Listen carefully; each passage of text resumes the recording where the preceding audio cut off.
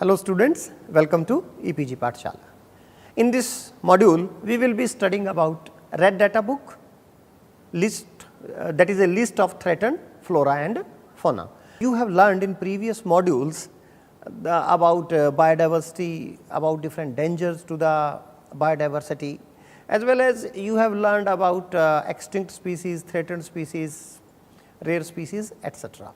So, the learning objectives of this module are that what is Red Data Book and what are the advantages and disadvantages of Red Data Book. In addition to this, we will also discuss different categories that are enlisted in Red Data Book. Now, what is Red Data Book? Red Data Book has been created to record the rare and endangered species of plants, animals, fungi and some local subspecies which are present within the region of the state or country. It is also called as IUCN Red List. You might be knowing that what is IUCN, that you may have studied in some other modules. It is a type of public document that help us to provide information about research, monitoring and conservation strategies, studies related to the rare and endangered species.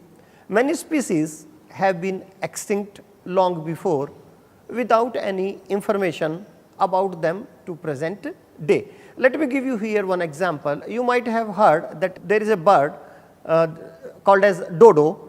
Once upon a time, that was known to be present in Mauritius island, but today we do not have even a picture of that bird. We have just imagination that it was just like a turkey or it was just like a duck. So, in that scenario, importance of this Red Data Book is very high, because at least we have a record of threatened species. If tomorrow because of one or the other reasons they go extinct, at least we will be having some information about them, as well as we can make some efforts that how their population can be increased. So, therefore, International Union for Conservation of Nature, that is IUCN, that was established in 1964, that started maintaining the record of all rare and endangered species in Red Data Book. This book contains color coded information sheets arranged according to the threats to the existence of various species of flora and fauna. Now, we will discuss different color codes which are shown here in this table. You will find that in this table there are total 6 colors of the sheets, and these colors are black, red, amber, white, green and gray. So, if the color of the sheet is black, it means it includes those species that are extinct. If the color of the sheet is red, it means those species are included in it that are at greater risk of extinction. If the color of the sheet is amber, it means those species are included which are getting attacked by other species. If the color is white, it means these are rare species. If the color is green, it means non-dangerous species, and if the color is gray, it means those species are included that are endangered, vulnerable or rare. Let me discuss the goals of Red Data Book IUCN 1966. The following goals have been provided by IUCN for the Red Data Book. The first one is to provide scientifically based information on the status of species and subspecies at global level. Second, to draw attention to the magnitude and importance of threatened biodiversity.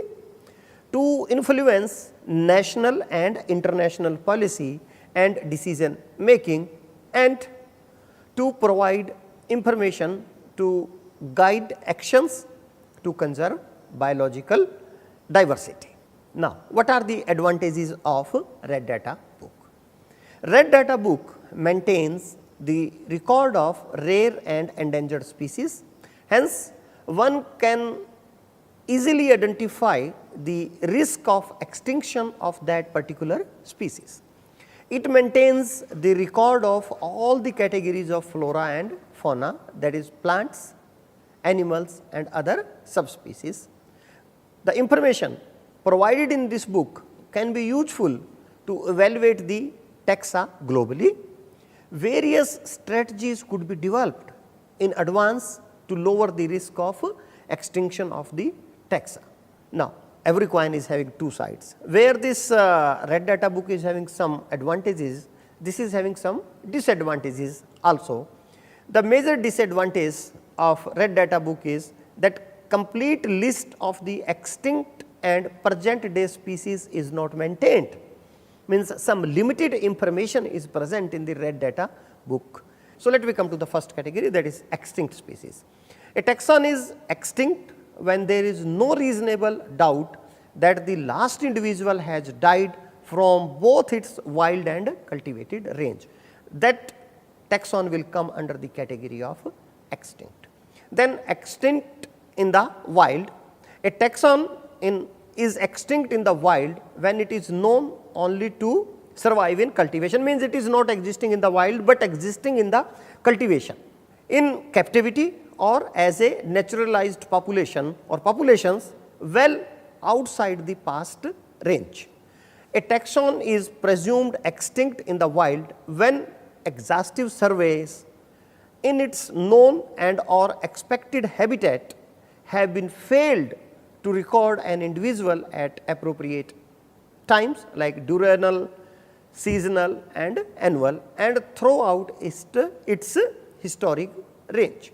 So, that will be called as extinct in the wild. Then critically endangered species.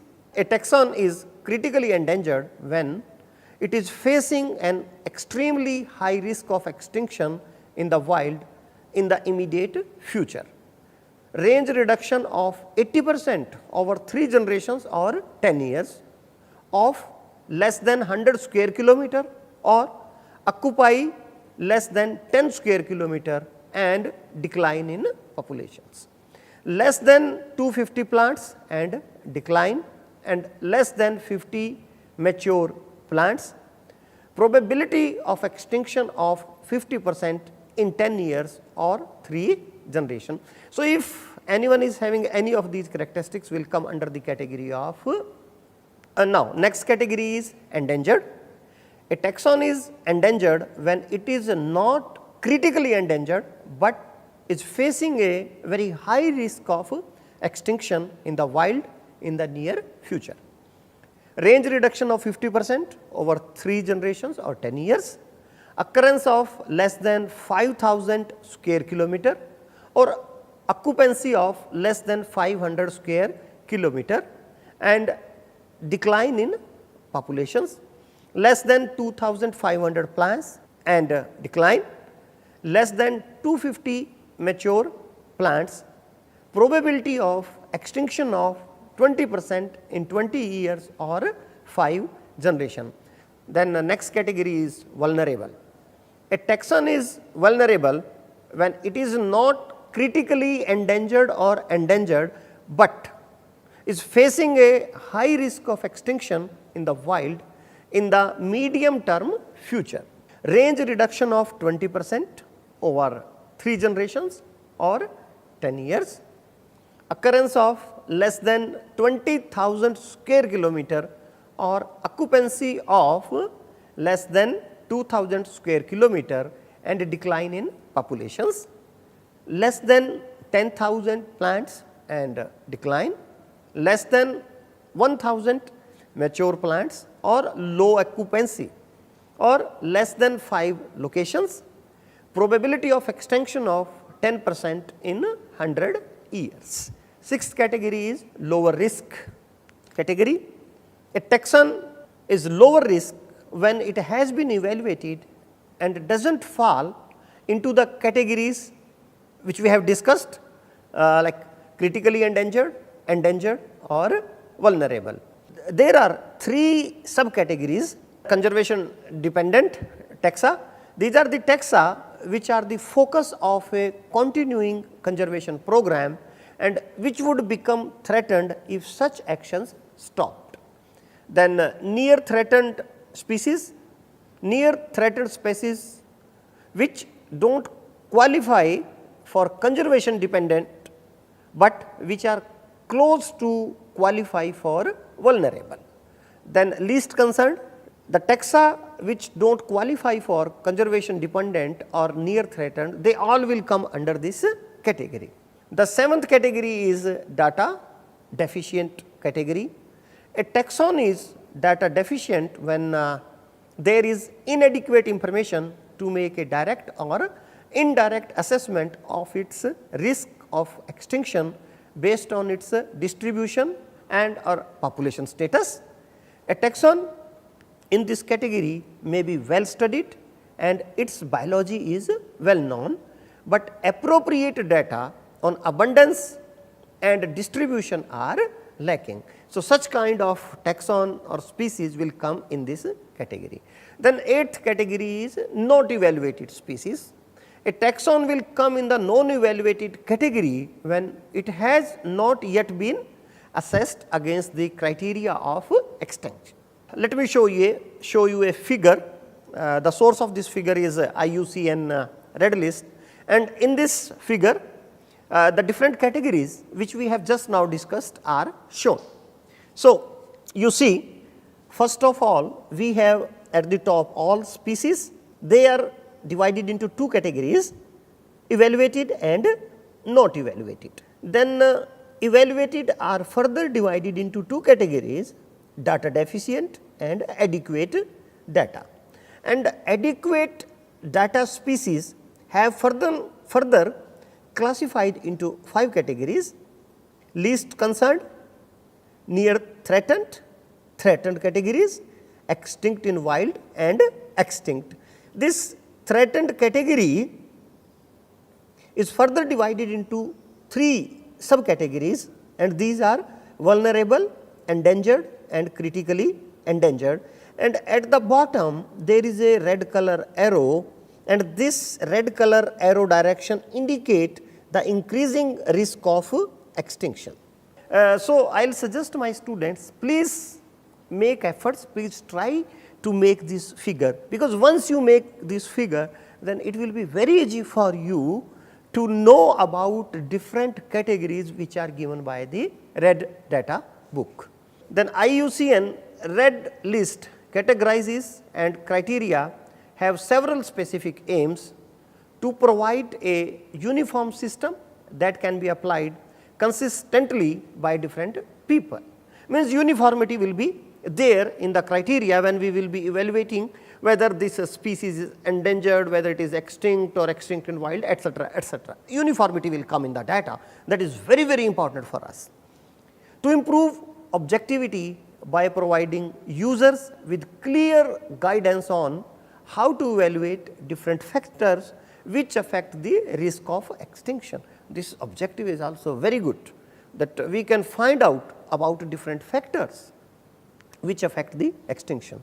And third one is to provide a consistent system that will ease the comparison among widely different taxa. Then to give people a clear picture to better understand how individual species were classified using threatened species lists. So, then the another objective of this module was that we will be discussing the different categories of threatened species. That is really out of the scope of this lecture. I will suggest to my students to please go for the e-content. All the categories are given in the e-content, and try to learn from there about the categories of different species, threatened species particularly. So, to summarize, in this module we have learned that what is red data book, what are the advantages and disadvantages, and the another thing which we have learned in the last, that red data book is very, very important. At least we have certain standard protocols to identify the threatened or non threatened or other category of species. Thank you.